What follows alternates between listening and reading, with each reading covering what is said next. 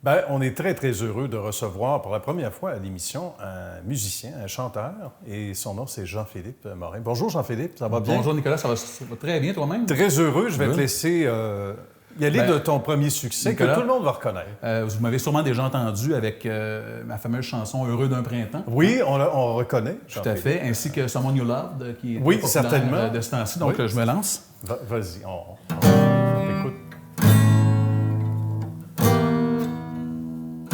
Vous la reconnaissez bien sûr. Oui, tu as probablement un autre métier. Vous aurez compris que c'est pas mon métier principal. Je commence à gratter un peu, rien de trop grave. Mais c'est pour démontrer à quel point, à un moment donné, le chemin est devant nous, puis on adopte un métier, puis c'est visiblement pas celui-là, sans vouloir te faire de peine, Jean-Philippe. Écoute, c'est ça, on peut pas avoir tous les talents. C'est sûr. Bien, il y a quelque chose, par contre, qui a été chercher toute ton attention, c'est le domaine de l'hypothèque. De l'hypothèque. Absolument. Et ça, là, disons que je ne veux pas dire que tu n'as pas de talent en musique, mais ça viendra peut-être. Mais ça, c'est vraiment ta niche, plus sérieusement. Puis comment est arrivé pour toi cette espèce de flash où tu t'es dit, tiens, ça va être mon chemin, ça va être mon rayon? En fait, moi, ça fait 17 ans que je travaille pour une grande institution financière au Québec. Okay. Je me suis ramassé un peu par la force des choses à travailler dans le milieu de l'hypothèque. Dans le fond, j'ai été en charge d'une équipe de 24 représentants hypothécaires d'une grande institution, bien sûr. Puis, j'ai découvert ce milieu-là, le milieu de l'immobilier, du courtage immobilier, donc de faire affaire, de travailler avec des courtiers immobiliers. J'ai beaucoup apprécié ce milieu-là. Par la suite, j'ai décidé de faire le grand saut moi-même, puis de passer de salarié à travailleur autonome, incorporé, avoir ma propre petite entreprise. Donc, voilà. Le grand saut, et on aime ça entendre ça. Puis il y en a beaucoup de gens à l'émission où ça commence comme ça. Souvent, on travaille pour d'autres et c'est parfait, mais à un moment donné, on plonge. Tout à fait.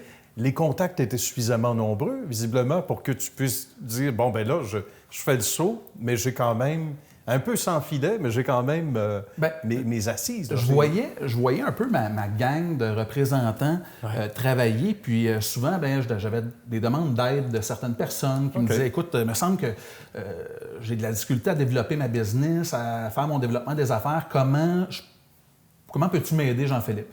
Puis, étonnamment, je réussissais souvent à générer de la business à ma gang. Bon. Ça ment pas, ça, d'habitude. Exactement. Hein? Fait que je me suis comme dit, si je suis capable de le faire pour les autres, je suis peut-être capable de le faire pour moi-même. Voilà. Donc, c'était un peu comme ça que j'ai décidé de me lancer. Les 6 premiers mois comme représentant hypothécaire, je te cacherai pas, Nicolas, je suis passé près de la dépression. À ce point-là? À ce point-là. Raconte-nous! Je pensais que je connaissais l'hypothèque. Ah, OK. Finalement, pas tellement. On gagne en humilité. Hein? C'est là qu'on dit, absolument. Je ne savais pas grand-chose. J'étais bon pour développer de la business, mais faire de l'hypothèque, ça, c'était pas... je connaissais pas encore aussi bien ça que je le croyais. Donc, ça a été vraiment un gros apprentissage. Le saut dans le vide a été plus rough que je pensais. Honnêtement, les 6 premiers mois, j'avais l'impression de ne pas savoir ce que je faisais. Il a fallu que je m'entoure de gens de qualité à l'institution financière là, dans laquelle je travaillais pour justement aller chercher de l'expertise de d'autres mondes que moi-même, je n'avais pas nécessairement. C'est vraiment à ce moment-là, Nicolas, que j'ai commencé à avoir du plaisir dans ce que je faisais, que j'ai commencé à me monter une équipe dans mon travail. Et là, j'avais vraiment l'impression que là, je me bâtissais d'une petite PME, là, puis qui pouvait grandir et grandir. Là.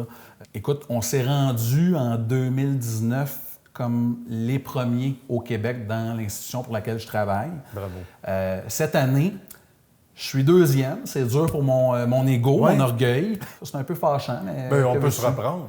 Exactement. C'est moins pire qu'en boxe finir 2e, dis-toi ça.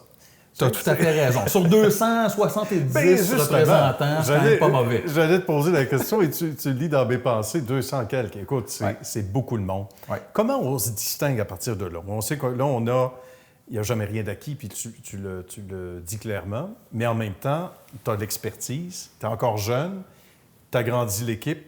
Qu'est-ce qui s'en vient?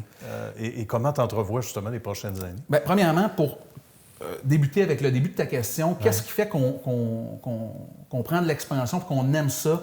je vais me vanter un peu, là, mais je pense que les gens, quand ils me voient, ils voient ce beau corps de Dieu, puis ils se disent, écoute, je ne peux pas faire autrement que d'aller avec lui. Ça va être oui.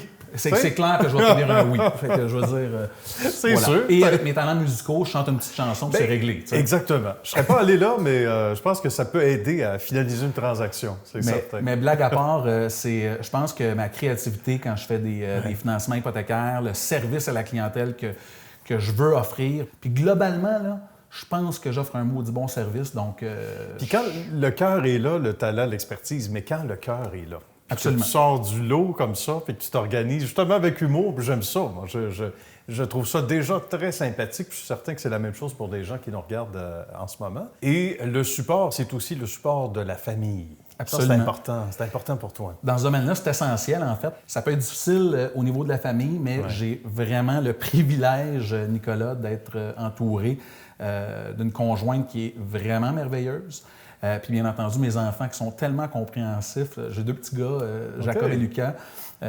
Évidemment, quand j'ai des moments de prévus avec eux, j'essaie d'être 100% avec la famille pour pas que le travail ne prenne pas toute la place. Ça, c'est bien. On aime ça. Jean-Philippe, ça a été un plaisir. Moi aussi, ça a été un plaisir, Nicolas. Et puis, je te souhaite bonne suite de succès. Puis, merci. À notre prochaine visite, peut-être que tu nous feras une petite tourne. Là, j'espère que je serai le premier à ce moment-là au Québec. Ben écoute, c'est certain.